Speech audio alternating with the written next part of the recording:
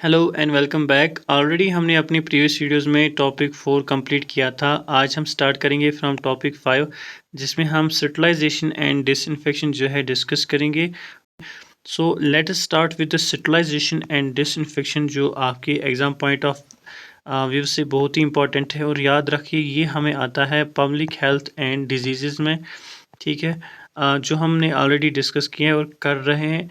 यहाँ पर जो बेसिक डेफिनेशन है स्टरलाइजेशन की और डिसइंफेक्शन की, वो ये है कि जो स्टरलाइजेशन है ये एक प्रोसेस होती है जिसमें complete destruction of all forms of micro organisms होता है, ठीक है। और including bacteria and viruses, fungi and their spores. तो यहाँ पर याद रखें including their spores. While as अगर हम डिसइंफेक्शन की बात करें, it is the elimination of most pathogenic micro organisms but not necessarily spores. बिल्कुल सिंपल डेफिनेशन है। उसके बाद अगर हम देखें जो स्टरलाइजेशन वर्सेस डिसइंफेक्शन जो है, अगर हम इसे कंपेयर करें तो यहाँ पर आप देखिए जो फीचर्स है जिसमें अगर हम पहले डेफिनेशन फिर स्पोर्स की बात करें, लेवल की बात करें, मेथड की बात करें या एग्जांपल दे दें तो उसमें क्या क्या आता है। Firstly let us see in the sterilisation complete destruction of all microbes including spores. जो हम यहाँ पर कहते हैं स्पोर जो है वो डिस्ट्रॉय होता है, ठीक है।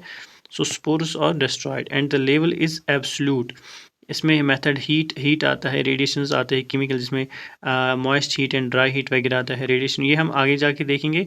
और यहाँ पर अगर हम देखें जो इसमें एग्जांपल है वो ऑटोक्लेविंग है स्टरलाइजेशन में। सिंपली अगर हम देखें डिसइंफेक्शन में, so is a partial destruction of microbes, spores और नॉट डिस्ट्रॉयड, याद रखें। एंड इसमें जो लेवल रहती है वो होती है रिलेटिव। और मेथड जो हम इसमें केमिकल मेथड्स यूजुअली यूज़ करते हैं या बॉइलिंग वगैरह आता है इसमें। एग्जांपल के तौर पर हम जो है फिनॉल का यूज़ करते हैं, ये आपने जो पढ़ा होगा या देखा होगा। सो अगेन उसके बाद हमें इसमें आता है क्लासिफिकेशन ऑफ डिसइंफेक्शन, जिसमें हाई लेवल, इंटरमीडिएट लेवल और लो लेवल जो है क्लासिफिकेशन आती है। हाई लेवल में kills all except large number of spores, kills bacteria and most viruses. Low level में kills some bacteria and some viruses but not their spores. उसके बाद हमें आता है मेथड्स ऑफ स्टरलाइजेशन या क्लासिफिकेशन ऑफ स्टरलाइजेशन, जिसमें physical method आता है जो हमने ऑलरेडी डिस्कस किया था, ठीक है। फिर से मैं आपको यहाँ पर ही ब्रीफली बताता हूँ। इसमें ड्राई हीट स्टरलाइजेशन आती है जिसमें hot air oven flaming incineration हम करते हैं, ठीक है। So hot air oven flaming और इंसिनरेशन, जिसमें टेम्परेचर और टाइम की अगर हम बात करें तो it is set for 160 degree for 2 hours. Example के तौर पर हम यहाँ पर ले सकते हैं ग्लासवेयर। और फ्लेमिंग में हम क्या करते हैं, डायरेक्ट फ्लेम देते हैं जिसमें इनोकुलेटिंग लूप्स जो है एज एग्जांपल के तौर पर हम दे सकते हैं। और इंसिनरेशन में हमें डायरेक्ट बर्निंग आती है जिसमें हम एग्जांपल के तौर पर बायोमेडिकल वेस्ट वगैरह लेते हैं, ठीक है। ये हम आपको यहाँ पर ब्रीफली बता रहे हैं, आप इसको इन डेप्थ और इन डिटेल पढ़ सकते हैं बिकॉज ये एग्ज़ाम पॉइंट ऑफ व्यू से बहुत ही इंपॉर्टेंट है, ठीक है। उसके बाद नेक्स्ट जो इसमें आता है that is moist heat sterilisation. So moist heat sterilisation में ऑटोक्लेव और बॉइलिंग आता है। ऑटोक्लेव में ये टेम्परेचर एंड टाइम ऑफ याद रखें बिकॉज इट्स वेरी इंपॉर्टेंट। अगर हम एग्जाम पॉइंट ऑफ व्यू से देखें, जिसमें जो हम मोस्ट सर्जिकल इंस्ट्रूमेंट जो हम इसी मेथड से स्टाइल करते हैं। और बॉइलिंग में इसमें यूजुअली जो टेम्परेचर या टाइम जो है वो 100 डिग्री सेल्सियस रहता है। And it has a limited use, very कम जो है बहुत कम इसे हम यूज़ करते हैं बॉइलिंग को। उसके बाद जो है रेडिएशन इसमें आता है फिजिकल मेथड में, जिसमें यूवी रेडिएशंस और गामा रेडिएशंस होती हैं। उसके बाद इसमें आता है फिल्ट्रेशन, जिसमें हम जो है हीट सेंसिटिव लिक्विड्स को जो है स्टेराइल करते हैं बाय फिल्ट्रेशन मेथड, जिसमें एग्जांपल के तौर पर हम वैक्सीन या एंटीबायोटिक सॉल्यूशंस लेते हैं। उसके बाद जो हमें इसमें आता है that is chemical method of sterilisation. Chemical method of sterilisation में ethylene oxide, formaldehyde, hydrogen peroxide का उपयोग करते हैं हम, ठीक है।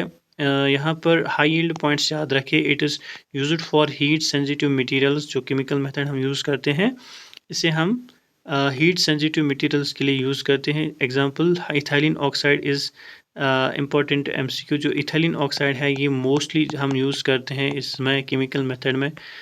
उसके बाद है मेथड्स ऑफ डिसइंफेक्शन। डिसइंफेक्शन में जो मेथड्स है उसमें आता है केमिकल डिसइंफेक्टेंट्स, जिसमें अल्कोहल, फिनॉल, क्लोरीन, आयोडीन का उपयोग करते हैं हम, ठीक है। और बी आता है फिजिकल डिसइंफेक्शन, जिसमें बॉइलिंग और पॉस्चराइजेशन आता है। आपने अक्सर सुना होगा pasteurisation of milk, so it's called, it's a method called disinfection, physical disinfection, ठीक है। फिर जो पॉस्चराइजेशन है, अगर हम इसे अलग से देखें, इसमें हॉल्टन मेथड और फ्लैश मेथड आता है, जो आपके एग्जाम पॉइंट ऑफ व्यू से इम्पॉर्टेंट है। इसमें आपको टेम्परेचर और टाइम जो है ये याद रखना है, ठीक है। जैसे होल्डर मेथड है, इसमें आपको 63 डिग्री सेल्सियस फॉर 30 मिनट, और फ्लैश मेथड में तो 72 डिग्री सेल्सियस फॉर 15 सेकंड्स याद रखना है, ठीक है। यूज्ड फॉर मिल्क, पॉस्चराइजेशन हम यूजुअली मिल्क के लिए यूज़ करते हैं, which kills pathogens but not spores. So उसके बाद हमें इसमें आता है एक important point, that is factors affecting sterilisation and disinfection.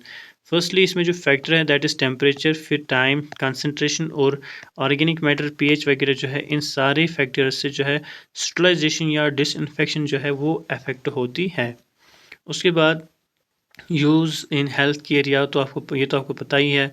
और लास्टली इसमें आता है that is Spalding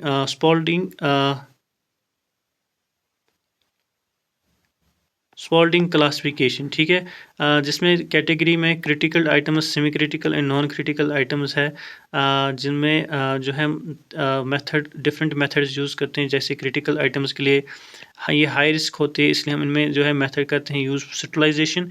semi critical में मॉडरेट रिस्क रहता है और हाई लेवल डिसइंफेक्शन करते हैं हम इनमें, और नॉन क्रिटिकल में लो लेवल डिसइंफेक्शन होती है।